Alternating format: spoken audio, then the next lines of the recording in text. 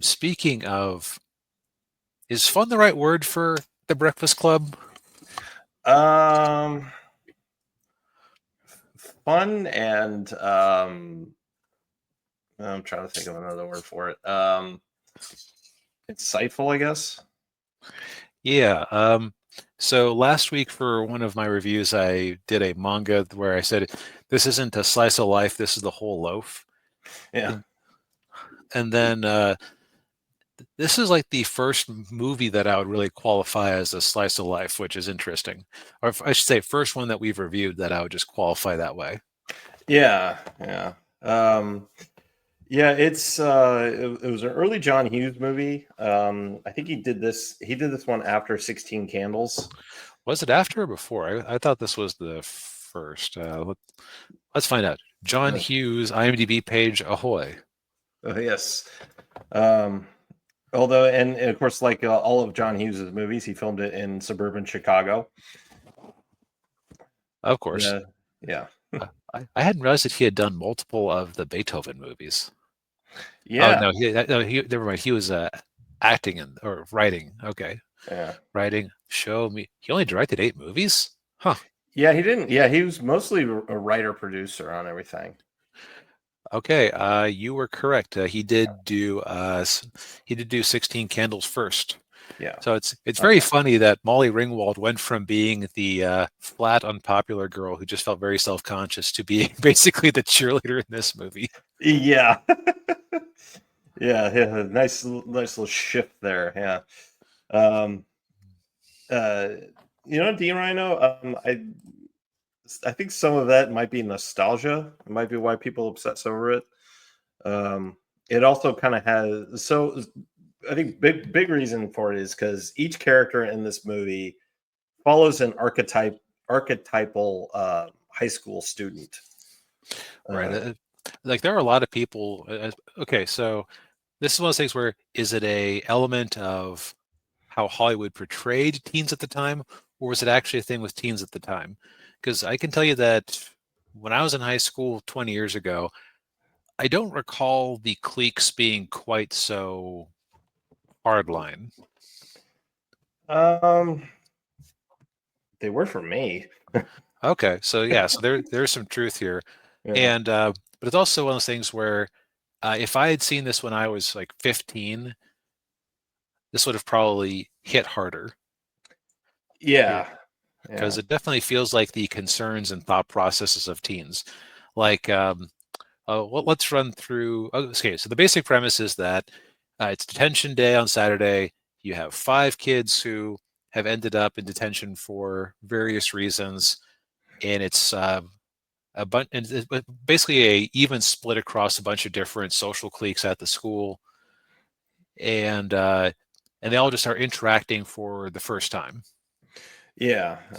Yeah, you got so going from left to right on our with our poster here. First up, you got Judd Nelson's character Bender, and he's kind of the misfit ne'er do well, who's always in trouble, always in detention. Um, Mhm. and then you've got Ali Sheedy there on the floor. Her What was her character's name? Allison, and she's kind of the weird loner girl. In today she'd probably be goth. Yeah, Um, she's like pre-goth, just no makeup.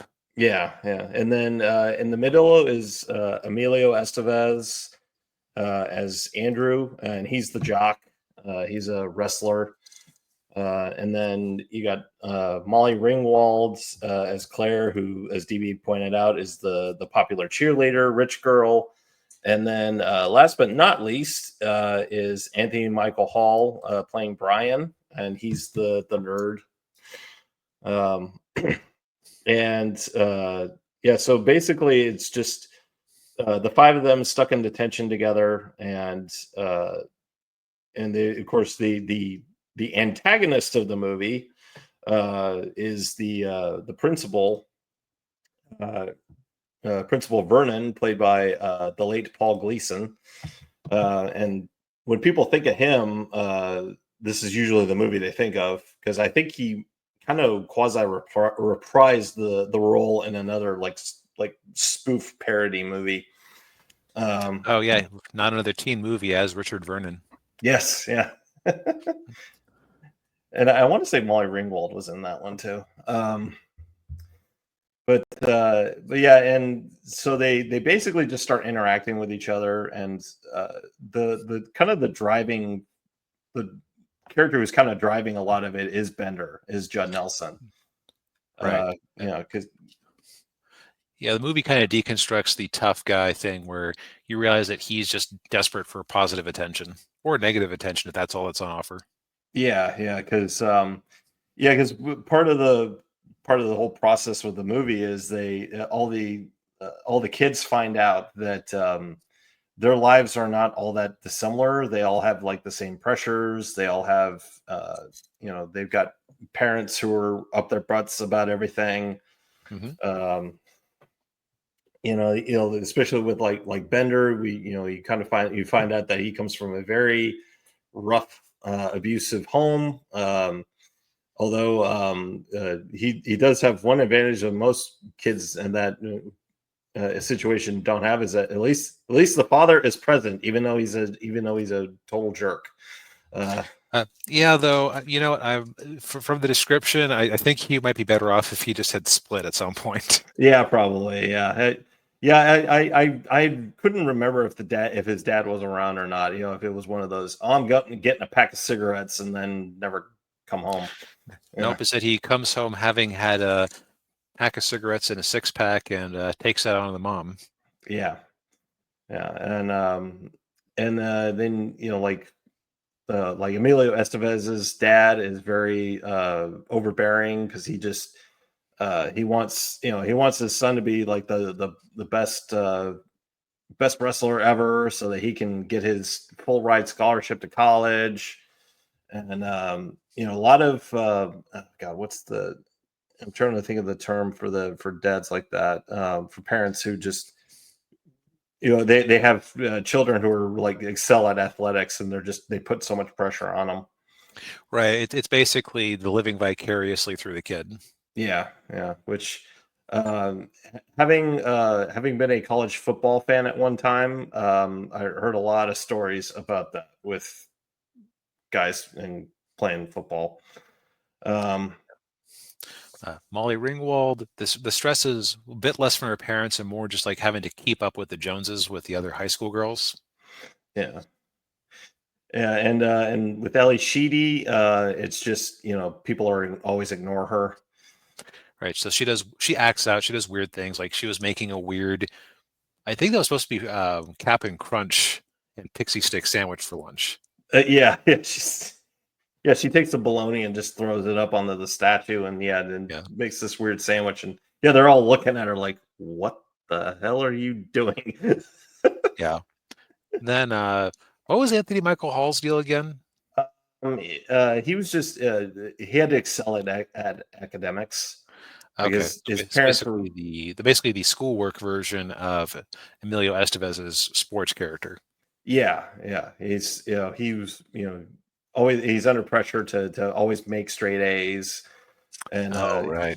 yeah, Yeah. like like at the beginning of the movie, when they're all being dropped off to go to detention, the mom's like, well, you need to find time to study while you're in there, and he's like, well, they don't let us study in there, we just have to sit there.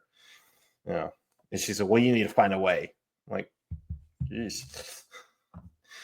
And of course the whole hang up he had was that he took shop, and then he couldn't, because he thought it would be an easy A, and it turned out to not be an easy A, and he actually flunked the class.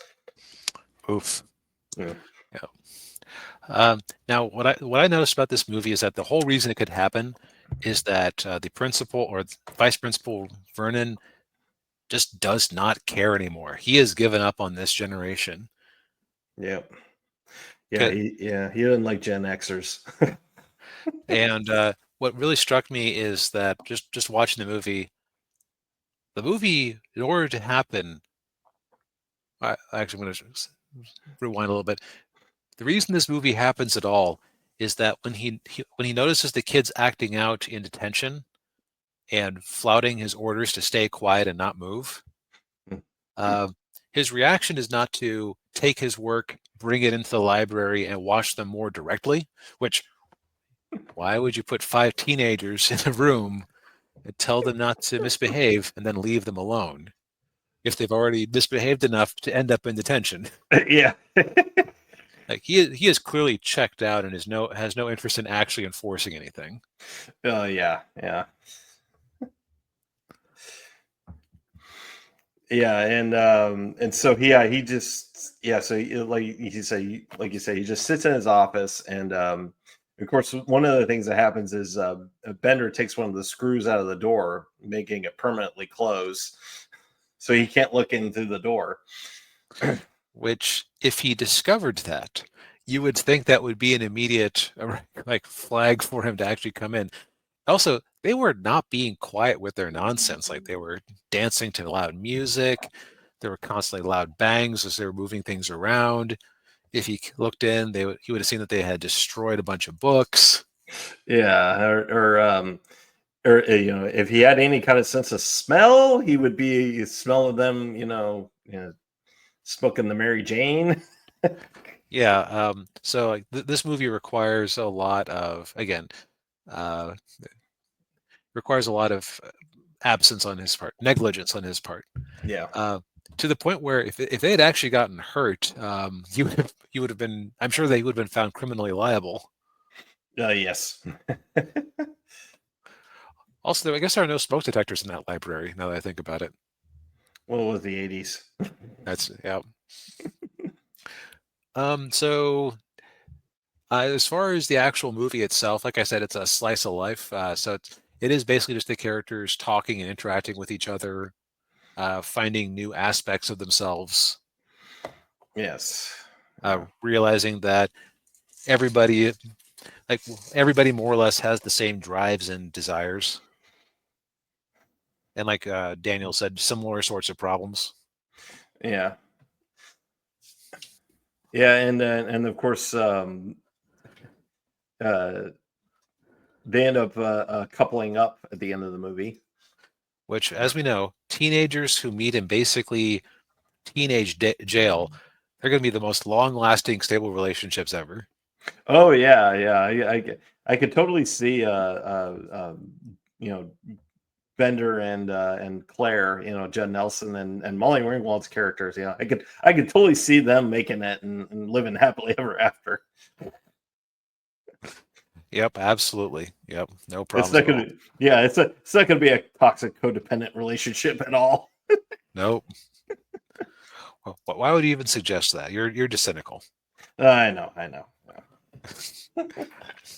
Now, as far as the actual like quality of it, for a $1 million movie, about 5 teenagers milling around a library for the most part, well shot. I'd say that there's some funny ideas all mixed out through it.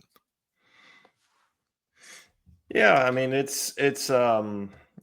think it's a decent enough teen comedy drama movie. Certainly better than like if I had to pick a teen movie to watch, this would probably be one of them. Yeah, I would put 16 Candles above this one just because that one had more of a plot to it. Like, one thing I've learned about myself over time is that um, I can enjoy a silly thing. I can enjoy something that's just kind of fluffy, but I feel like it needs to be exceptionally funny, or it needs Mhm. to have like some sort of goal it's going towards. Yeah, Whereas this one is more just like get in there and kill time. yeah. And yeah, Ninja says it just takes one trip inside a video game to make lasting friendships. Yeah, like Jumanji.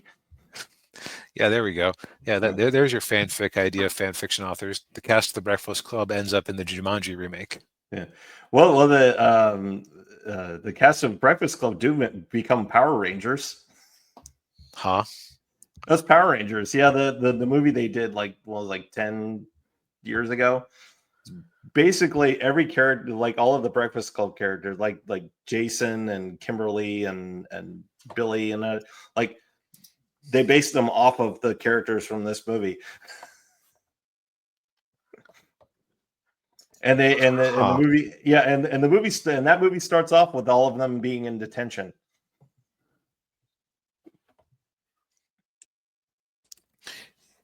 That I don't really have a response to that aside from being a little